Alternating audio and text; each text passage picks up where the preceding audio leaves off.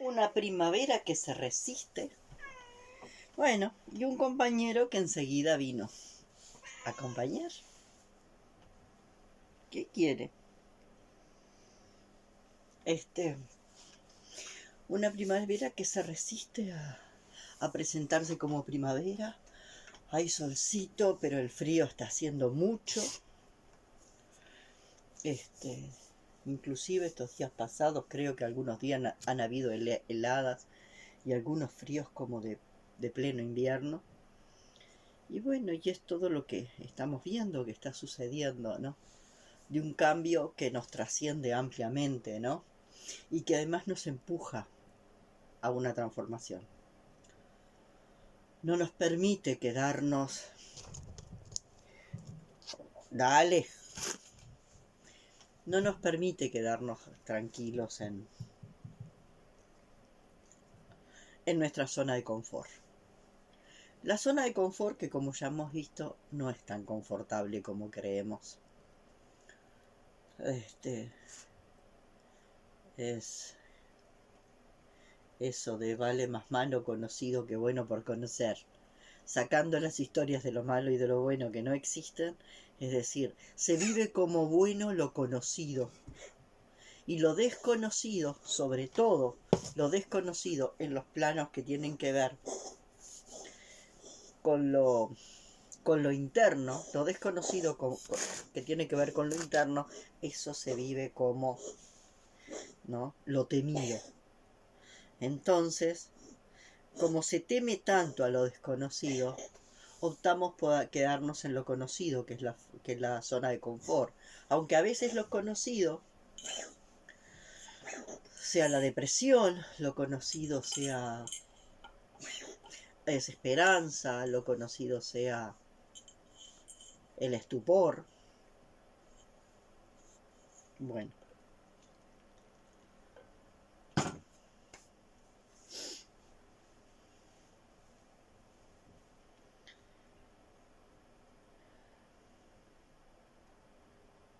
Transformaciones.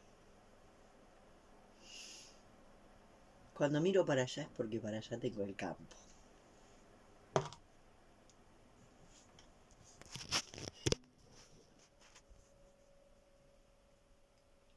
La ventana y el campo. Entonces a veces mirar hacia ese horizonte abierto, mirar ese horizonte abierto, apoyarme allá en el monte nativo y en toda esa naturaleza, me ofrece como un apoyo, como un sostén. Generalmente tengo tanta cantidad de cosas sobre las que quiero hablar y que muchas de ellas tienen que ver con cosas que me están pasando. Una de las primeras es que significa la frasecita "lo hacemos por tu bien". Porque la frase "lo hacemos por tu bien", que proviene de la pedagogía de la pedagogía de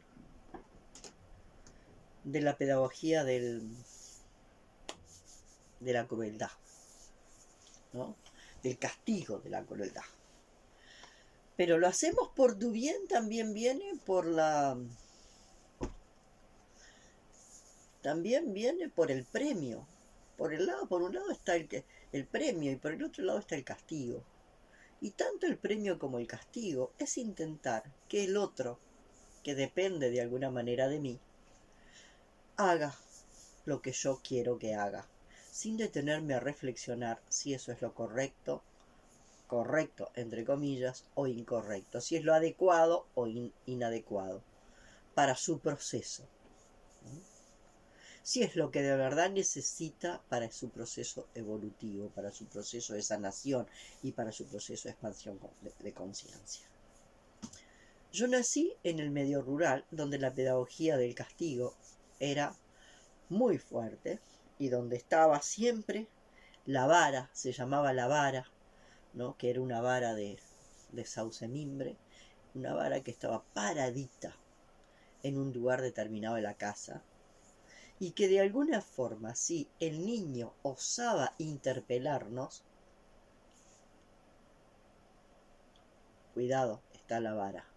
¿Cómo interpela un niño? Un niño interpela cuando puede verbalmente, pero generalmente interpela con las acciones.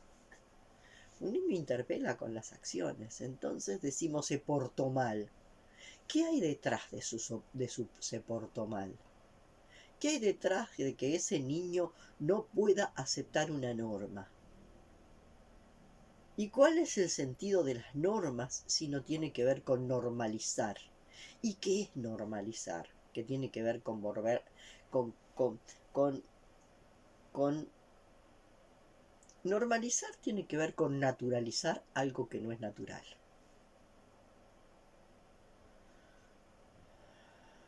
Entonces,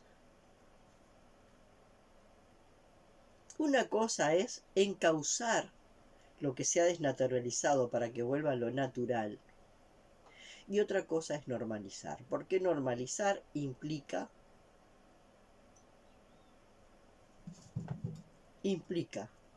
normalizar, o sea, volver normal lo desnaturalizado.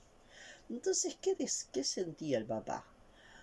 Te pego por tu bien, te castigo por tu bien, te pongo en penitencia por tu bien. Todo esto lo hago por tu bien.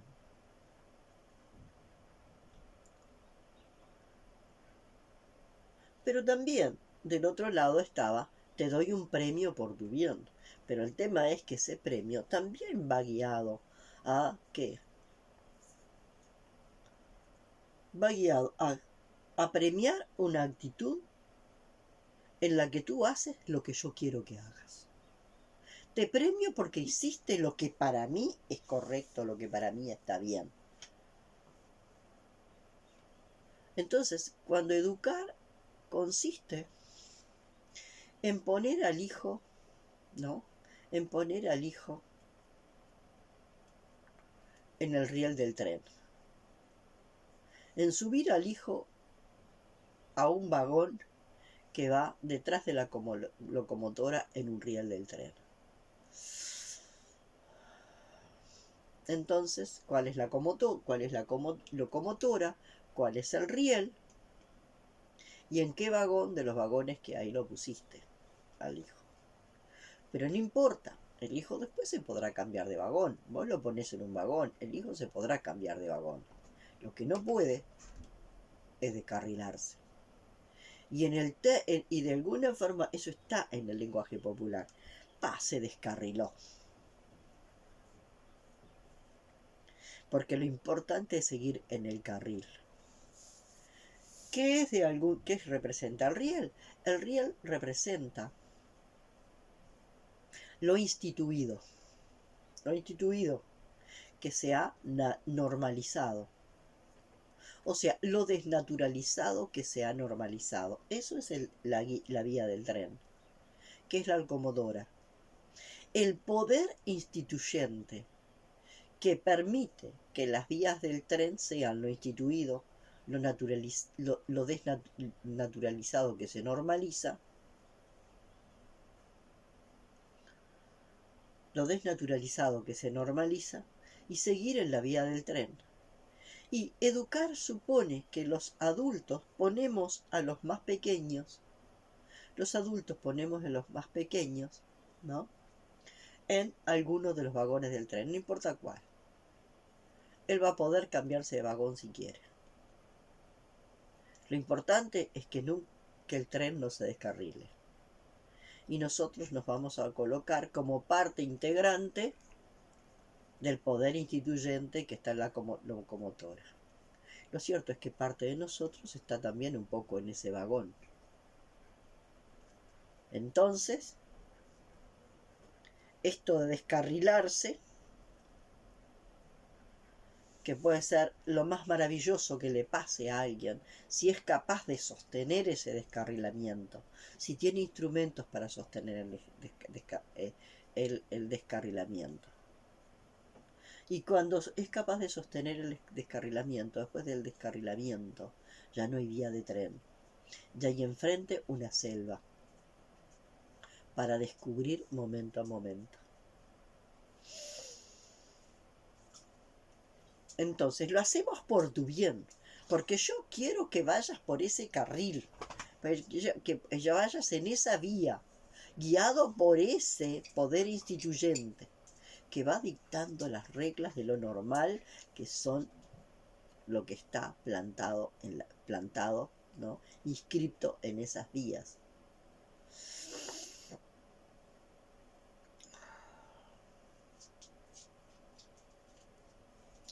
Y es claro cuando aparece en los niños el juego del tren, que se ve tanto en las películas norteamericanas, porque bueno, es parte de la cultura norteamericana, ¿no? Ahí se planta, ¿no? Ahí se planta con mucha claridad lo que es bueno, lo que es malo, ¿ah? Y vos vas a ir por lo que es bueno, que es esto que está inscrito por los rieles. Cualquier cosa que te saque de los rieles es malo.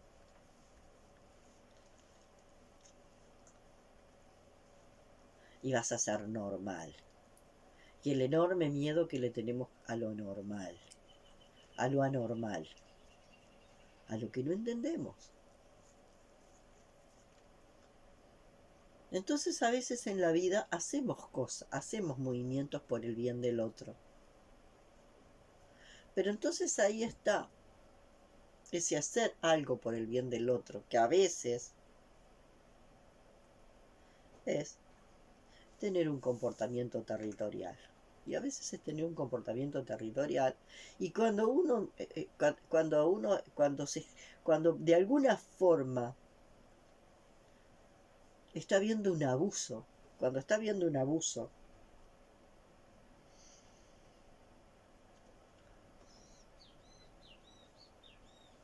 ¿no? Desde el comportamiento territorial decir basta. En estas condiciones te quiero fuera de mi territorio, basta. No importa si es una pareja, no importa si es un vecino, no importa si es un hijo, no importa si es un amigo, basta. De esta manera te quiero lejos de mi territorio, ¿no? Porque de alguna forma cuando nos dejamos abusar, el otro es el instrumento por el cual yo abuso de mí mismo, ¿no? El otro es el instrumento por el cual yo abuso de mí mismo. Porque estoy permitiendo que el otro abuse de mí. Y si estoy permitiendo que el otro abuse de mí, le estoy haciendo algún aporte al otro? No, generalmente no. Entonces, de alguna forma, fíjense la diferencia de lo hacemos por tu bien, que justifica el premio y el castigo como modo de llevar de la nariz al otro en los modelos educativos y a veces también en los modelos terapéuticos. Cuando queremos llevar como terapeutas al paciente por lo que nosotros consideramos que es lo correcto, que es lo bueno, que es algo que de alguna forma queda absolutamente fuera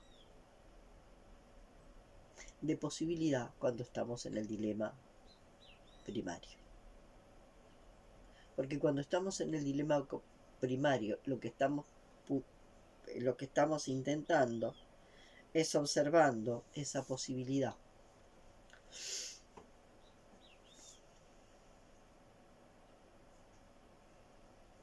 Lo que estamos observando es esa maravillosa posibilidad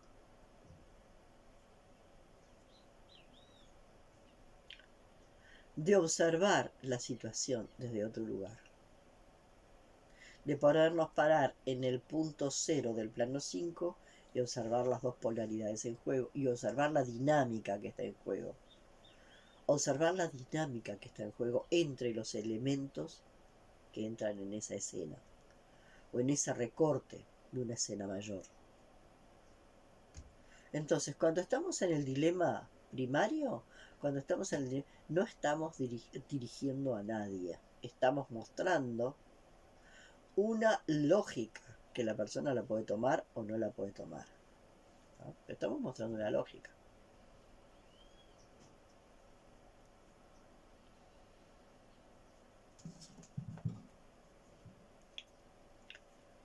Y estamos de alguna forma dando un salto, ¿no? En tanto el universo base 21, porque desde el punto 0 del plano 5 yo puedo ver dos elementos, yo puedo ser consciente y ver dos elementos de la tríada. Cuando estemos en el universo base 30, vamos a ver tres elementos de la tríada, como ya lo he explicado en videos anteriores.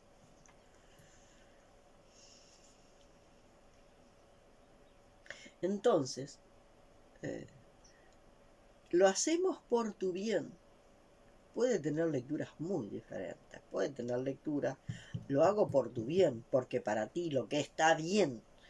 Lo hacemos por tu bien, porque de alguna forma lo que para ti está bien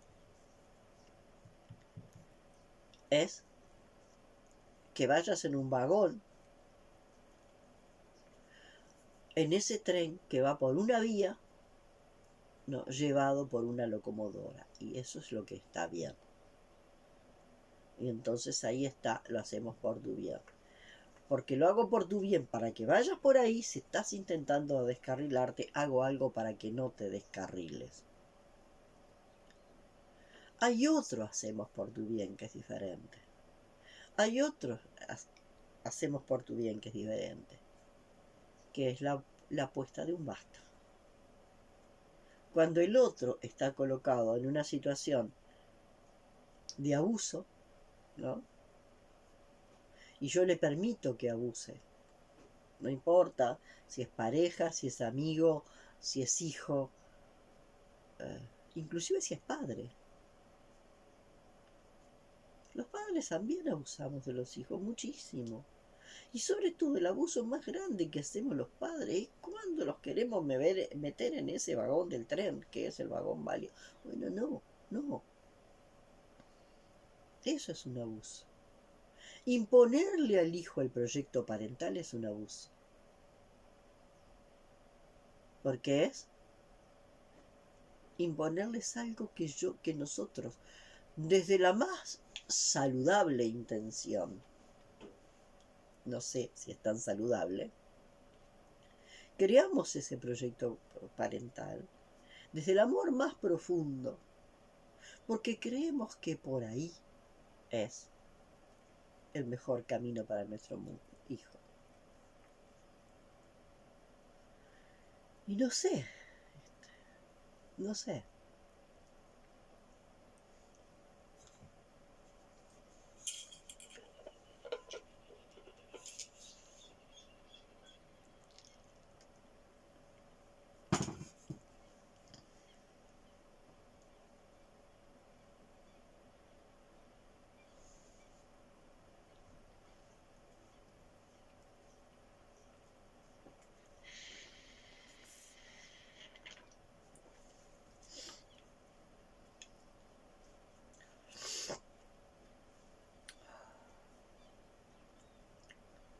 El asunto es que acá entramos ahí entramos en una dicotomía importante, que también genera un dilema importante dentro del dilema secundario. Nosotros, ahí se puso de moda algo que se llamaba la escuela libre. Y en la escuela libre, el adulto prácticamente no interfería, se volvía un observador. Solo un observador del niño, ¿no? No era guía, era un observador. Entonces, en ese niño que se criaba desde ese modelo de la escuela libre, no había programa de educación, no había programa de educación, no habían temas de educación y no había y no habían contenidos. Entonces el niño, en esa escuela libre,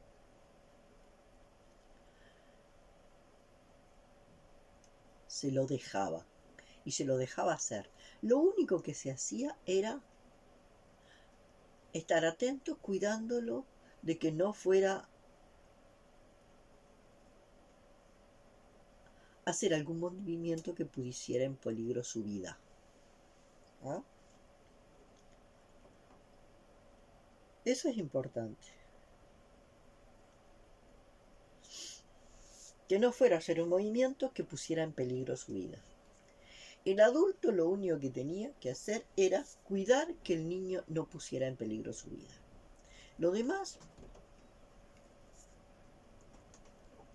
era la posibilidad de puro instinto. Pero ahí se supone que para que el niño se mueva con puro instinto, ya hubo una limpieza total de todo el inconsciente, la carga de inconsciente que está en nuestra biología, en nuestro inconsciente biológico. Entonces, si nosotros creemos en que el niño no está programado, que el niño está libre y no está programado, si nosotros creemos eso, que el niño está absolutamente libre, es puro, libre y no está programado, claro que si partimos de esa creencia, dejar que el niño despliegue sus potenciales en forma libre, bueno, eso podría llegar a ser maravilloso, pero el asunto es que el niño tiene en su ADN, tiene en su memoria celular y tiene en su coraza muscular ya desde la panza materna y desde antes, tiene en su neurología, tiene una cantidad de condicionamientos y nosotros no sabemos cuándo el movimiento va a tener que ver con el impulso y cuándo el movimiento va a tener con el instinto. Porque la fuerza del instinto es la fuerza que hace que todo lo que una planta nazca, ¿no? La fuerza del instinto, la pulsión de vida. La pulsión de vida hace que la planta nazca. Y en la naturaleza está todo el tiempo, no solo en el humano, en la naturaleza está todo el tiempo. La pulsión de vida, la pulsión de muerte, la pulsión de vida, la pulsión de muerte. Y la pulsión de vida se va a expresar. Y se va a expresar como pulsión del ser. Como la pulsión del ser, que quiere expresarse.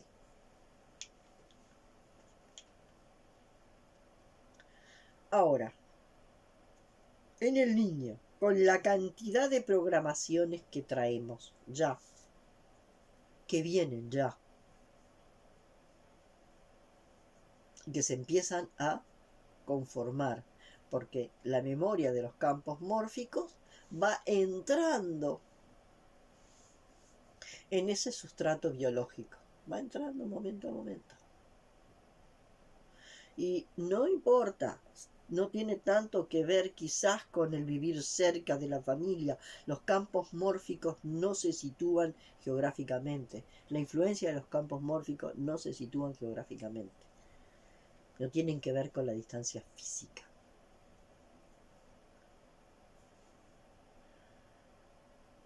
Entonces, el tema de la escuela libre y de dejar absolutamente libre, sería maravilloso. No hay ningún tren, no hay ningún riel, no hay ninguna norma, y sé libre y haz lo que tú quieras. Yo lo único que hago es dejarte ser libre y haz lo que tú quieras. Si quieres comer, comes, si no quieres comer, no comes.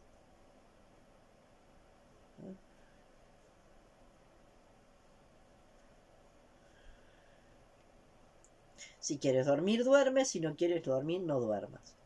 No hay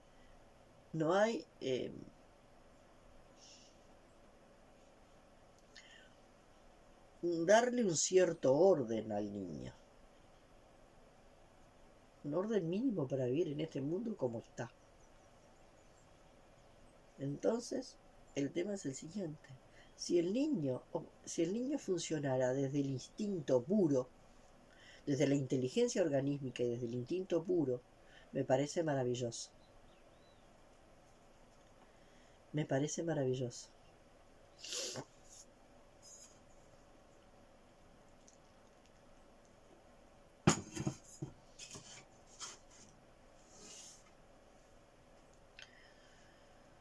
Pero no es así. El niño va a actuar programas que ya tiene en su ADN. Va a actuar programas que ya se fueron instalando en su neurología. Va a actuar una cantidad de programas. Y esos programas que va a actuar, ¿no? Van a llevar a su proceso en una dirección que es esa dirección desnaturalizada, que mal o bien, yo qué sé, la normatización intenta darle una forma. Entonces, esta historia del dejar ser, del dejar ser, es complicada.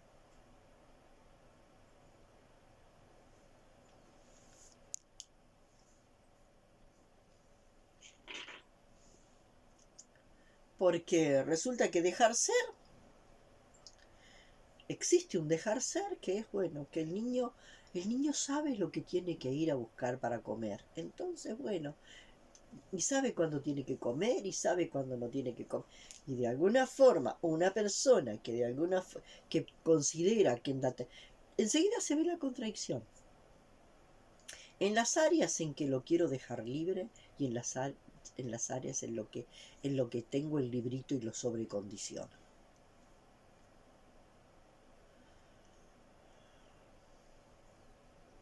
Y lo sobrecondiciono por el premio o por el castigo. Por ejemplo, sobrecondicionar a que quiero que el niño sea siempre feliz. Y entonces, como siempre tiene que ser feliz, no lo dejo llorar. No soy capaz de sostenerlo cuando llora. Porque me entiendo muy claro, y ya lo he planteado desde que escribí el libro La Victoria de Victoria. Una cosa es dejar que el niño llore sin que el niño llore, que el niño llore sin sostén, sin contención, sin sostén. Que el niño llore en un estado de absoluto, en un lugar donde se siente tierra de nadie. Pero que el niño llore con el sostén de una madre, de un padre o de una figura que le dé sostén y contención, ese llanto es mucho más sanador. Pero estamos contentísimos cuando los niños ríen. Y muchas veces el programa de los niños que ríen y ríen y ríen. Los niños ríen por respuesta a los padres, porque los padres quieren porque los padres necesitan niños que rían para que les alegren el alma. Por todo el llanto no llorado que tienen adentro. Entonces hay mucho elemento a reflexionar en esto, ¿no? De toda la historieta de la libertad, ¿no? ¿En qué áreas yo considero que dejo libre al niño para que haga lo que quiera? ¿Y en qué áreas lo sobrecondiciono? Hay áreas en que sobrecondiciono al niño y hay áreas en lo que no lo sobrecondiciono. Entonces, ¿cómo es? Porque en este mundo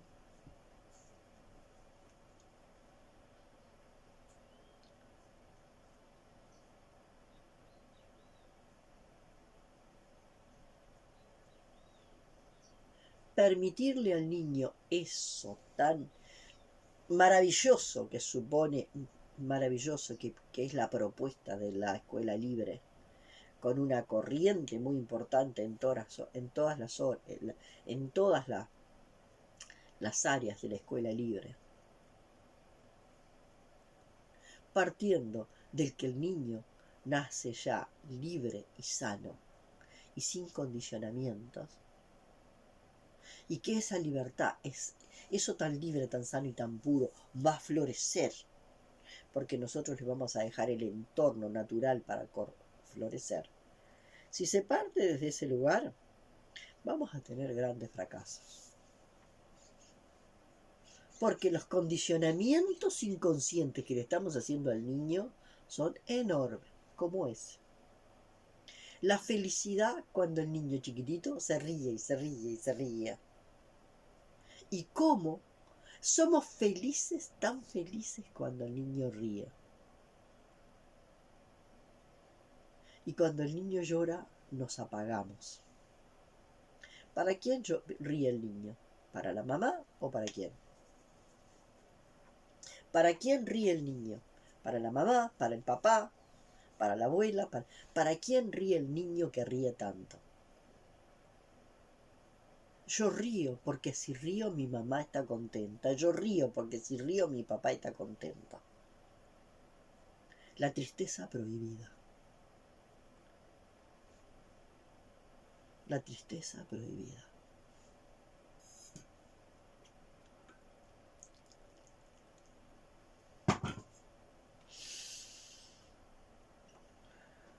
Y ver que de alguna forma algunas cosas de ese tipo están pasando cerca tuyo.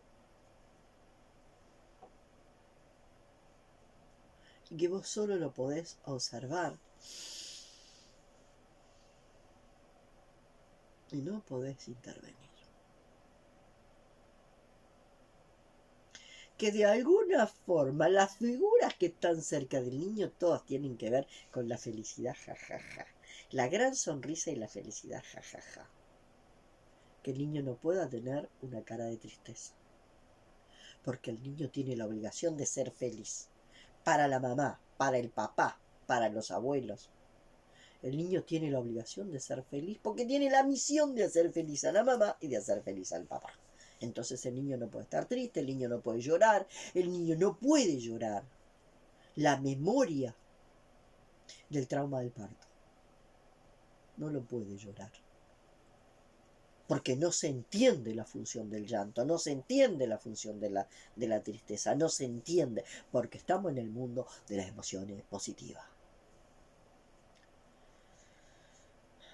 Y entonces resulta que el niño libre, libre, libre, que sea feliz y libre, que sea feliz y libre. Pero hay por abajo, debajo de toda ese romanticismo de la libertad, hay un trasfondo de condicionamiento que lo parió. Tenés que ser feliz para mí, tenés que ser libre para mí, tenés que ser feliz para mí, tenés que vivir, reírte mucho y sonreír mucho para mí, mucho para mí. Porque tú sos, porque yo te traje al mundo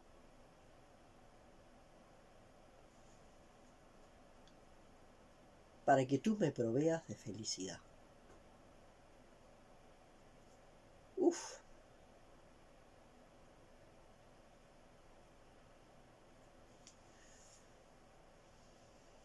Bueno, estas cosas me están pasando en este tiempo, y realmente voy como entrándole a temas, y de vuelta,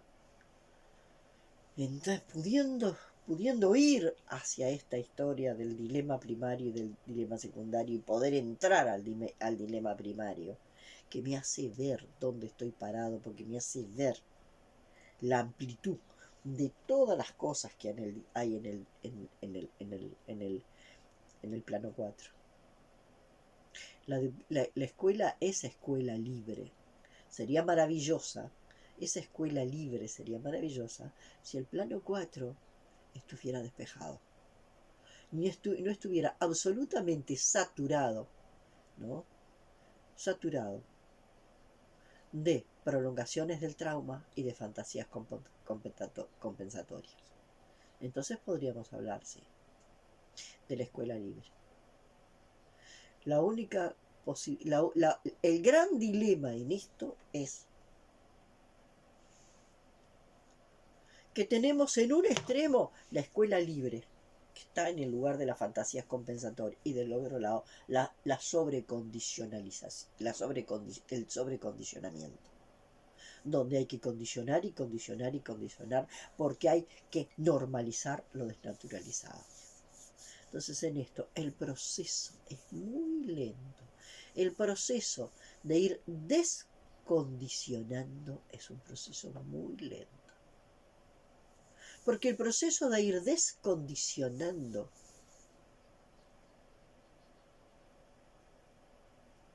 es como... El proceso de ir descondicionando es como ir retirándole la sustancia a la que se ha aferrado un adicto. Si tú haces un proceso de deprivación a un adicto, quizás no sobreviva. Fíjense que hay mujeres que de alguna forma, hay mujeres alcohólicas a las cuales durante el embarazo se les da en forma muy medida una cierta dosis de alcohol, porque la ausencia del alcohol puede generar estados de estrés tan grandes que puede hacer que pierda el bebé. Y lo mismo pasa con la tierra. Una tierra que está absolutamente, que de alguna forma se ha vuelto adicta, totalmente adicta a los agrotóxicos y a los abonos químicos y a todo eso, tú no le puedes retirar todo eso, porque le pasa exactamente lo mismo. Porque la tierra tiene que volver a una reprogramación original y es un proceso lento y largo. Entonces, de alguna forma, no es que el descarrilamiento ocurra porque sí nomás y en cualquier momento. Ese descarrilamiento va a ocurrir cuando la persona haya logrado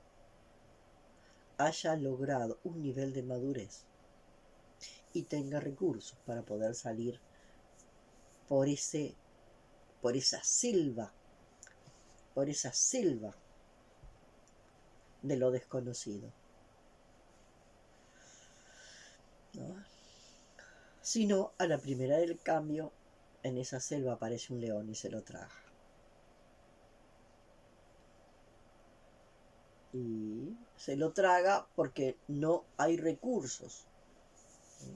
A lo mejor la experiencia era que un león, la experiencia de vivir en esa selva es que un león te trague. Pero el asunto es que te trague porque de alguna forma vos te entregaste a que el león te trague, porque sentís que por ahí va tu experiencia de vida. No porque te trague, porque estás en un estado de pasividad tal que estás sin recursos para poder de alguna forma tomar la decisión, sentir dentro de vos la decisión de entregarte a que el león te trague o no. Y este es otro tema.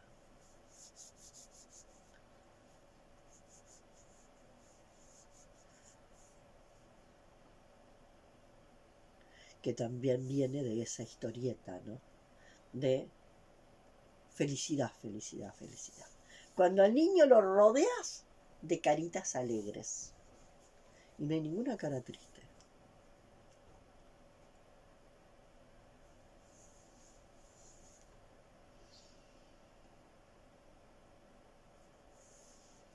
Y a mí me pasan cosas ahí. Y tengo que respirar mucho y tengo que hacer un proceso muy fuerte al respecto. Tengo que hacer un proceso muy fuerte al respecto.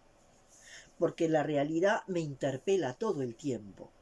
Esté donde esté, la realidad me interpela. Y yo devuelvo interpelación. La realidad me interpela porque me toca en lugares que me dejan a mí mi fragmentación. Dejan mi fragmentación expuesta. La realidad me interpela y cuando la realidad me interpela, esa realidad que me interpela, deja mi fragmentación expuesta.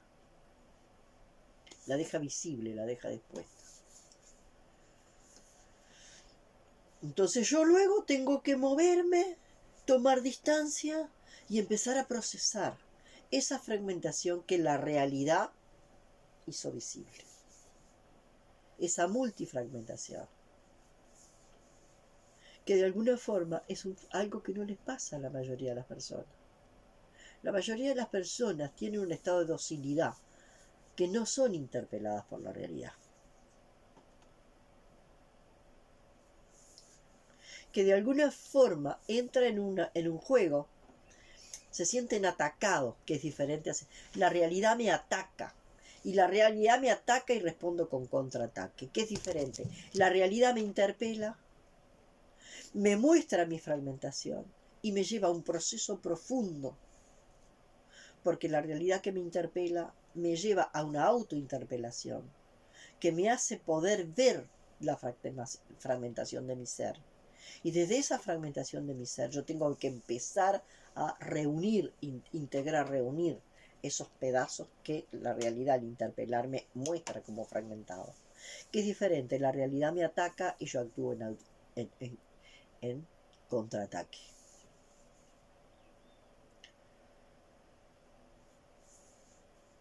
No sé si se ve la diferencia. La realidad me ataca cuando alguien dice que una cosa que yo veo roja, el otro la ve azul.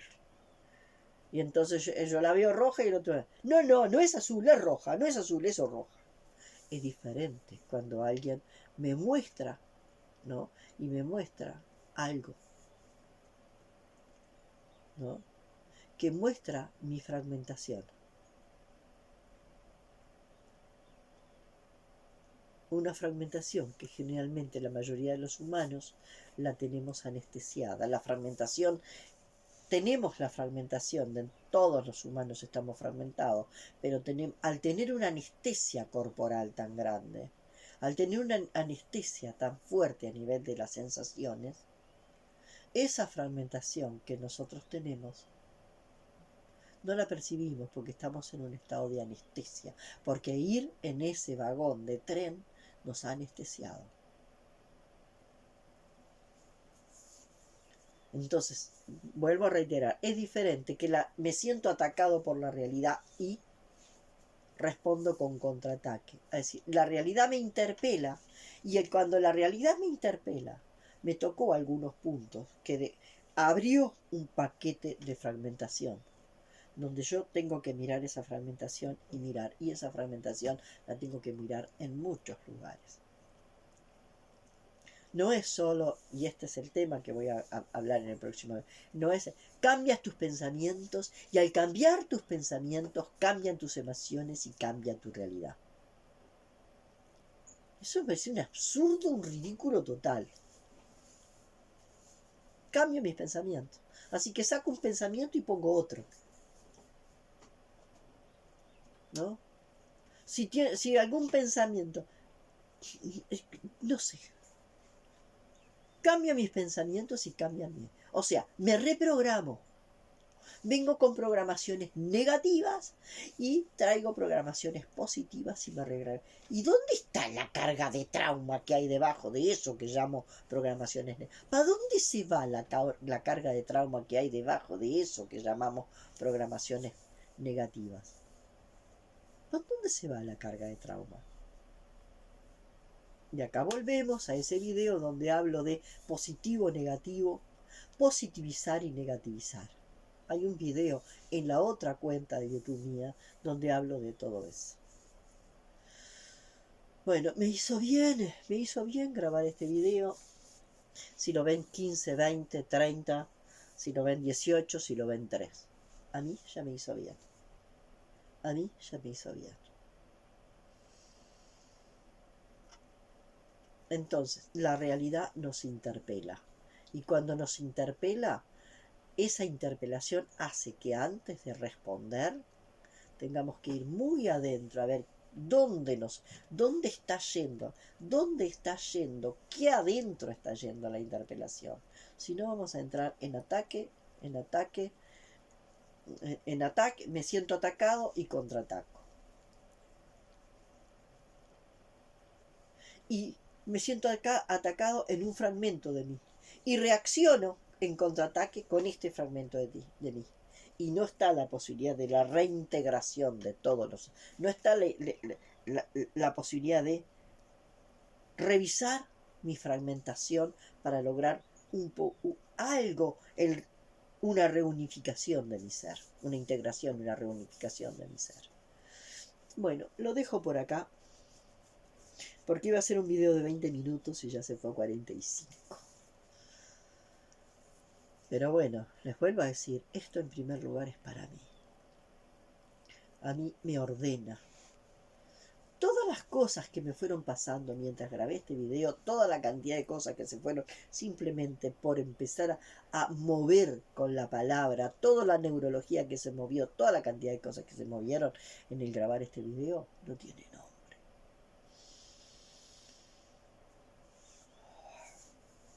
En el próximo va ese juego. Cambia tus pensamientos y cambia tu emoción y cambia tu realidad.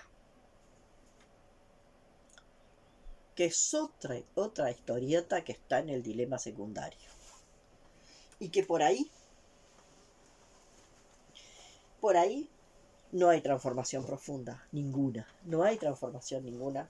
No hay transformación profunda ninguna. Todo eso está en el dilema secundario.